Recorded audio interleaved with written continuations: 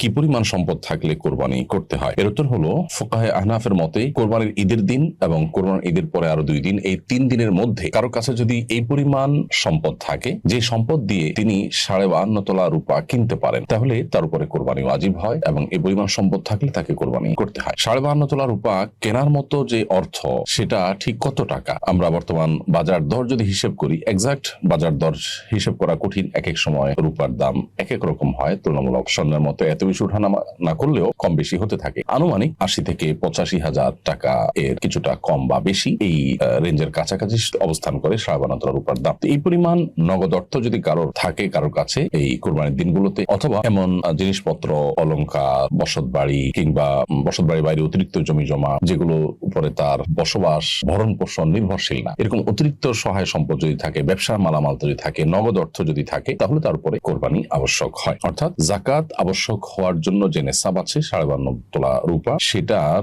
সমপরিমাণ বা সেটা কেনার মতো টাকা যদি কারোর কাছে থাকে, সেটার বয়স 1 বছর না হলেও কোরবানির দিনগুলোতে এই পরিমাণ টাকা থাকলে তার উপরে কোরবানি আবশ্যক হয়। ঋণ করে কোরবানি করা যাবে কিনা? এর উত্তর হলো হ্যাঁ, ঋণ করে কোরবানি করা যাবে। যদি ঋণ পরিশোধ করার সদিচ্ছা থাকে, সুন্দর কোনো পরিকল্পনা থাকে, তো সেক্ষেত্রে আপনি ঋণ করে কোরবানি করতে পারেন। অনেকেই এমন হতে পারেন যে কোরবানির মৌসুমে এই মুহূর্তে তার কাছে টাকা নেই, কিছুদিন পরে তার কাছে টাকা আসবে, অতএব যখন আসবে তিনি তখন সে টাকা দিয়ে ঋণ পরিশোধ করে দিবে। এক কথায় স্বাভাবিকভাবে আমাদের অন্যান্য প্রয়োজনীয় কাজগুলো যেরকম আমরা ঋণ করে সারি, আর্থিক যে সমস্ত ইবাদত আছে সেগুলো সম্পাদন করবার জন্য ঋণ করা এটা জায়েজ এবং বিধেয়। নবী করিম সাল্লাল্লাহু আলাইহি ওয়াসাল্লাম, সাহাবায়ে কেরাম কোন কোন ক্ষেত্রে দান করার প্রয়োজনে কারোর কাছ থেকে লোন নিয়েছেন, লোন নিয়ে হয়তো কোনো অভাবী ব্যক্তিকে দান করেছেন, পরবর্তীতে সেই লোনটা পরিশোধ করে দিয়েছেন। ঠিক একইভাবে যে কোনো আর্থিক ইবাদতই ঋণ করে লোন করে করা যেতে পারে। কেউ হজ করবেন, তার কোনো টাকা টান আছে, তিনি সে টাকাটা লোন নিলেন, পরবর্তীতে সেটা পরিশোধ করবার তার সদিচ্ছা আছে, ব্যবস্থাপনা আছে, তিনি লোন পরে পরিশোধ করে দিলেন, তাতে তার হজ যেরকম আদায় হয়ে যাবে, কোরবানিও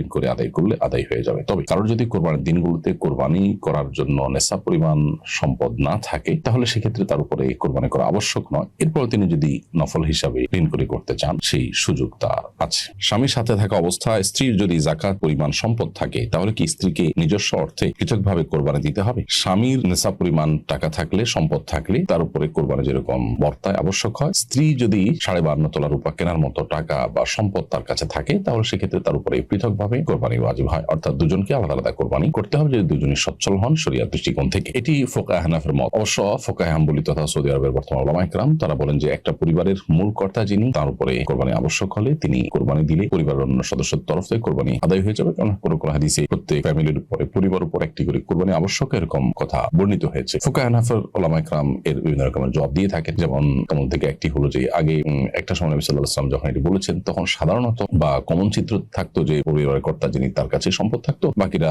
যারা তার অধীনস্থ থাকতেন তারা মূলত নেশাব পরিমাণ আলাদা সম্পদের মালিক হতেন না। আর ছেলেরা বড় হলে, বিয়ে শাদী করলে তারা আলাদা সংসার তাদের হয়ে যেত। এই কালচার প্রতিষ্ঠিত ছিল, সেজন্য আলাদা করে পরিবারের কথাটা সেখানে বলা হয়েছে। খোলাসা কথা হলো, ফুকাহে হানাফের মতে স্বামী তার নেশাব পরিমাণ সম্পদ থাকলে তাকে যেরকম যাকাত, তাকে যেরকম কোরবানি দিতে হবে, স্ত্রীকেও আলাদা করে কোরবানি দিতে হবে যদি তার সে পরিমাণ সম্পদ থাকে। কারো যদি নেশাব পরিমাণ সম্পদ না থাকে, তবু সারা বছর তিল তিল করে জমিয়ে কোরবানি দিতে চান, তাহলে দেওয়া যাবে কিনা? তো হলো হ্যাঁ, অবশ্যই দেওয়া যাবে। কোরবানি একটা ইবাদত, এর বিপুল পরিমাণ সওয়াব রয়েছে। নবী সাল্লাল্লাহু আলাইহি ওয়াসাল্লামের গুরুত্বপূর্ণ একটি অনুসৃত আমল বিধায় এই আমলটি সম্পাদন করবার জন্য, আল্লাহকে সন্তুষ্ট করবার জন্য কেউ যদি টাকা পয়সা জমিয়ে কষ্ট করে কোরবানি করেন, তো সেটা জায়েজ আছে। যেমন আমরা দেখা যায় মাটির ব্যাংক ইত্যাদি করি, সেখানে ছোট ছোট অ্যামাউন্ট টাকা পয়সা, কয়েন ইত্যাদি জমিয়ে তারপর সেগুলো কোনো ভালো কাজে আমরা ব্যয় করি, কোনো দানের কাজে ব্যয় করি। ঠিক একইভাবে কোরবানির জন্য এরকম টাকা জমিয়ে কোরবানি করলে সেটি সম্পূর্ণ জায়েজ হবে, কোনো অসুবিধা নেই। কোরবানি ওয়াজিব ছেলের উপর, কিন্তু বাবার সম্মানার্থে ছেলে বাবার পক্ষ থেকে কোরবানি করলে জায়েজ হবে কিনা? কোরবানি যেহেতু আর্থিক ইবাদত, যার